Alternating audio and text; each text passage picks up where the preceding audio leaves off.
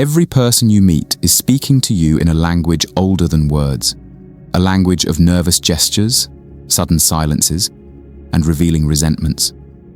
Most of us go through life hearing only the surface noise, completely deaf to this deeper conversation. We believe what people say. We react to the personality they present, and we remain strangers to the truth of who they are. But what if you could learn to hear this hidden language? The philosopher Friedrich Nietzsche was not just a thinker, he was a master diagnostician of the human soul.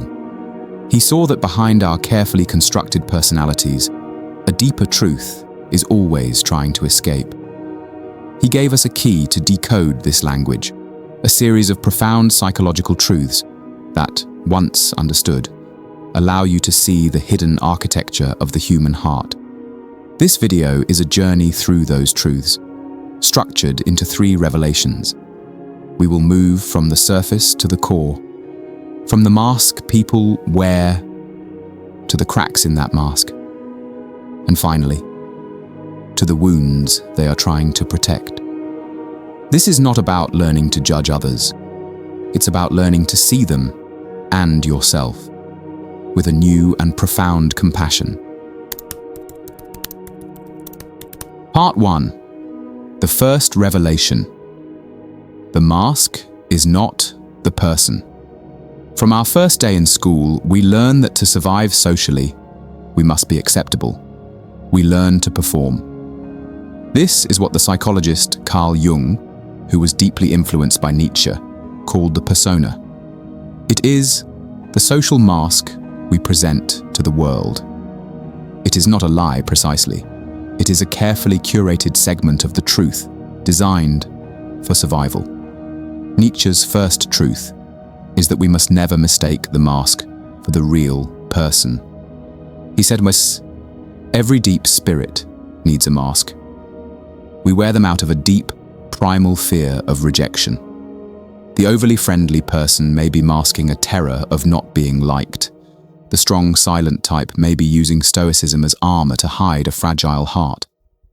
This isn't deception, it's protection. The problem arises when we or they forget the mask is even there. But the truth always leaks. Consider the office martyr.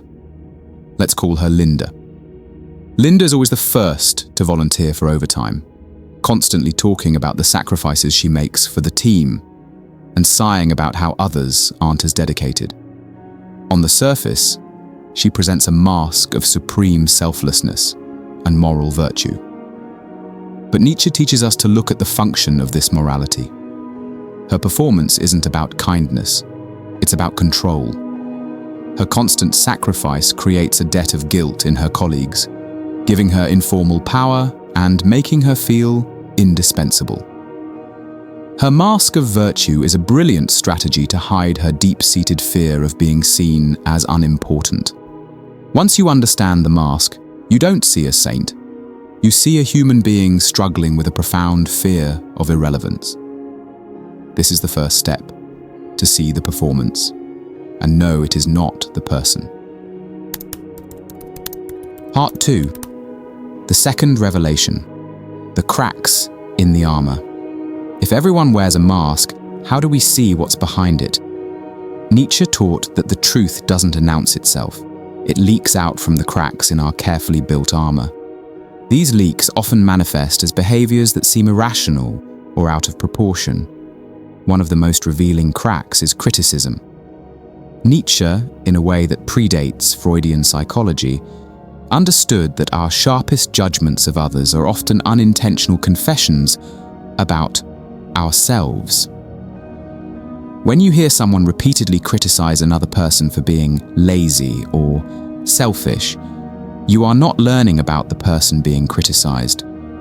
You are hearing a report from the critic's own inner world. They are projecting. The Buddhist tradition describes this as a form of suffering, an attachment to how things should be, and an aversion to what is. Another crack is the need for control. Nietzsche saw that those who obsessively try to control their environment, their schedule, their home, their colleagues, are often compensating for a profound inner chaos. They aren't strong. They are terrified of their own internal world falling apart. Let's imagine a character named Tom, the fitness fanatic. Tom's life is a monument to control. His diet is measured to the gram, his workout schedule is non-negotiable, and he is loudly critical of anyone who lives an unhealthy lifestyle. On the surface, his mask is one of discipline and superiority. But through Nietzsche's lens, this isn't strength, it's a symptom. His rigid control of his body is a desperate defense against a deeper, inner fear, perhaps a fear of illness, of aging, of the body's inevitable decay. His harsh criticism of others' laziness is a projection of his terror of his own inner chaos. The crack in his armor isn't a single event. It's the entire, frantic, controlling performance. Part 3. The third revelation.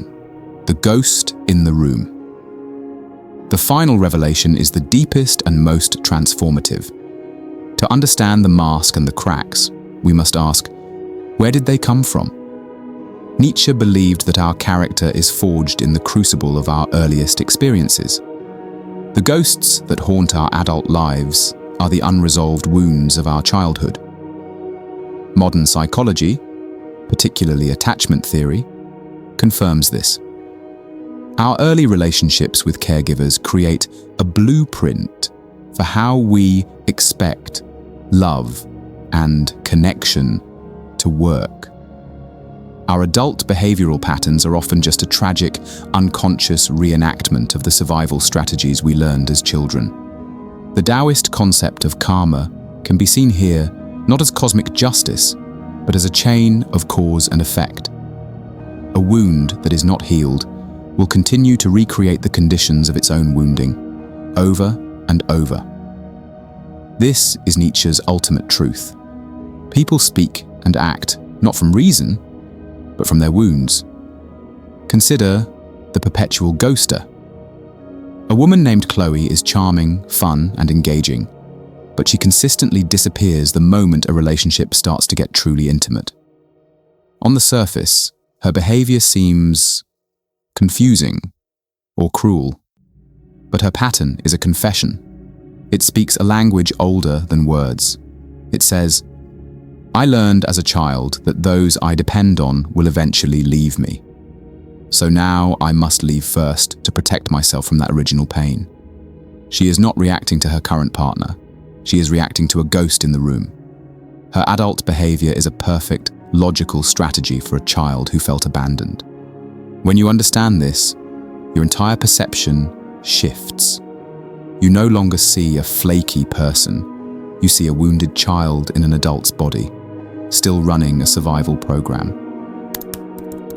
The responsibility of seeing. This journey into Nietzsche's psychology is not intended to give you weapons to judge others. It is intended to give you a light to see with. Once you learn to see the mask, the cracks, and the original wound, something remarkable happens. Judgment dissolves into compassion. You no longer see an arrogant man, but a man terrified of his own insecurity. You no longer see a controlling woman, but a woman desperate to hold a chaotic inner world together. You realize that most of what we call evil or bad in the world is simply unhealed pain, playing out in a tragic loop. As Nietzsche said, whoever fights monsters should see to it that in the process, he does not become a monster. The goal of seeing clearly is not to diagnose and dismiss, but to understand so deeply that you can no longer hold on to simple resentment. When you see others this way, you inevitably begin to see yourself with the same compassionate gaze. You see your own masks, your own projections, your own childhood wounds being reenacted. And this is the final freedom, not just to understand others, but to finally understand yourself. The responsibility of seeing is that you can no longer pretend not to know. And in that knowing, a profound and gentle empathy is born.